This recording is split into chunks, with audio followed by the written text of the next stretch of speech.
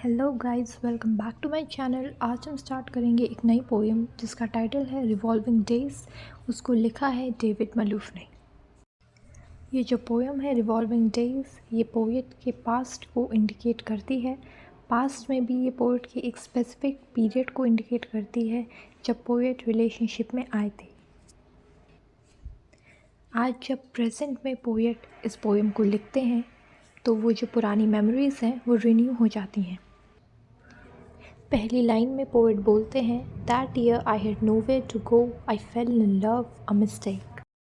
इस लाइन से पोएट का ये मतलब है कि उस टाइम पोएट का जो माइंड था वो ऑक्यूपाइड नहीं था and he fail in love. आगे पोएट उसको बोलते हैं अ मिस्टेक। इसका मतलब ये है कि उनकी जो रिलेशनशिप थी वो मैरिज तक नहीं पहुंच पाई थी। So according to the poet ये उनकी मिस्टेक थी कि उन्होंने राइट पर्सन चूज़ नहीं किया। But it lasted and lasted. इसका मतलब ये है कि माना कि उनकी वो मिस्टेक थी, उनकी रिलेशनशिप फुलफ़िल नहीं हो पाई, लेकिन उनका जो इमोशन है वो अभी भी परसिस्ट करता है। अब पोएट बताते हैं कि उस टाइम वो फील कैसा करते थे। तो उन्होंने लिखा है, the old tug at the heart, the boom under the pocket of a shirt. यानी वो अपनी हार्ट बीट की बात कर रहे हैं। उनको ऐसा लगता था कि उनका हार्ट किसी ने पुल कर रखा है। और जो वर्ड है ओल्ड टग, उससे उनका मतलब यही है हार्ट पुल, यानी उनको अपनी तरफ किसी ने खींच रखा था। आगे पोएट ये बोलते हैं कि उनको ये याद है कि उन्होंने कैसे अपनी न्यू लाइफ की बिगनिंग के लिए नई नई शर्ट्स परचेज़ की थी in different and vibrant colours. जब पोएट का ये न्यू फेज़ चल रहा था तो पोएट अपना न्यू लुक प्रेजेंट करना चाहते थे, इसीलिए उन्होंने नई नई शर्ट्स परचेज़ की अपना आउटलुक डिफरेंट करने के लिए। पोएट खुद भी अपने आप को एज अ लवर देखना चाहते थे। सो पोएट उन कलर्स को डिस्क्राइब करते हैं, उनका नाम बताते हैं।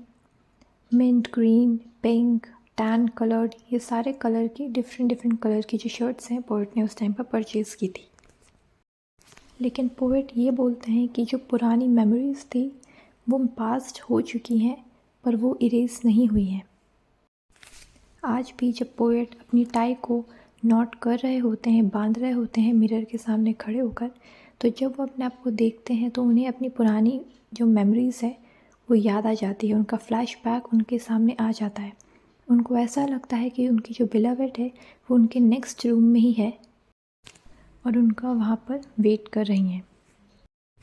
पोएट का रिवॉल्विंग डेज से ये मतलब है हाउ द डेज रिवॉल्व, कैसे दिन चेंज हो जाते हैं। पहले वो क्या सोचते थे, वो उनके प्रॉमिसेस को रियल समझते थे और आज वो चीज़ें पास्ट हो चुकी हैं।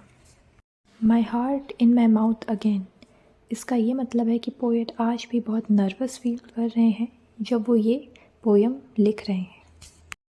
पोएट ये पीस लिख रहे हैं, लेकिन पोएट नहीं जानते कि उनकी बिलवेड अभी कहाँ है, किसके साथ है, उनका प्रेजेंट लवर कौन है। लेकिन वो ये एश्योर करते हैं कि डोंट वरी, अब वो उनके सामने दोबारा नहीं आएंगे। साथ ही साथ पोएट ये भी कहते हैं कि अब जो कंडीशंस हो चुकी हैं, इतना टाइम बीत चुका है, तो वो रिप्लाई भी एक्सपेक्ट नहीं कर रहे हैं। सो इस पोएम का लाइन बाय लाइन एक्सप्लेनेशन सिर्फ इतना ही था। अब हम मूव ऑन करते हैं अपने नेक्स्ट पार्ट की तरफ, जो है इस पोएम की थीम्स।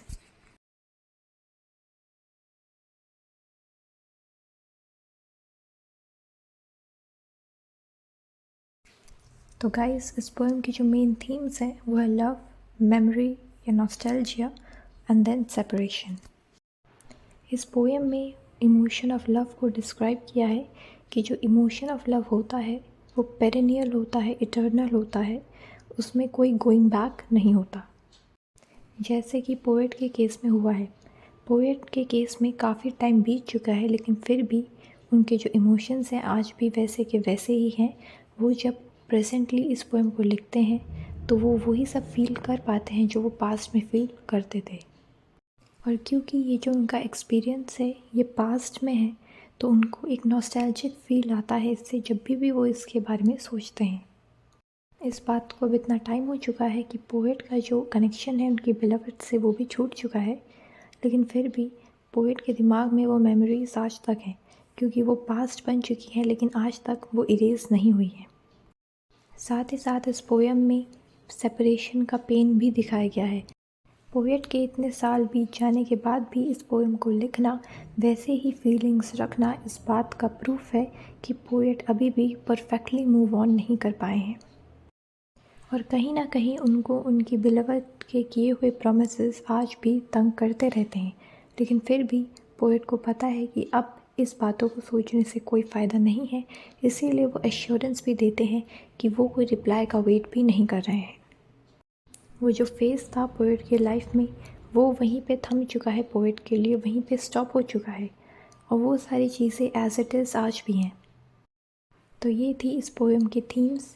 अब हम बात करते हैं इम्पॉर्टेंट क्वेश्चंस की जो कि एग्ज़ाम में पूछे जा सकते हैं। तो जो पहला सबसे ज़्यादा इम्पॉर्टेंट क्वेश्चन है वो है आइडिया अबाउट एबॉर्जिन्स ऑफ ऑस्ट्रेलिया। ये मैं आपको बोलूँगी कि ये वाला क्वेश्चन आप बिना प्रिपेयर किए मत जाना। ये क्वेश्चन पॉसिबिलिटी है कि बिल्कुल पूछा जाएगा। फिर हम नेक्स्ट क्वेश्चन देखते हैं जो कि है gist of the poem the revolving days. ये क्वेश्चन आप ऑलरेडी प्रिपेयर करके जा सकते हैं, ऐसे ही लोग जाते हैं ऑलरेडी प्रिपेयर करके अपने आंसर्स को।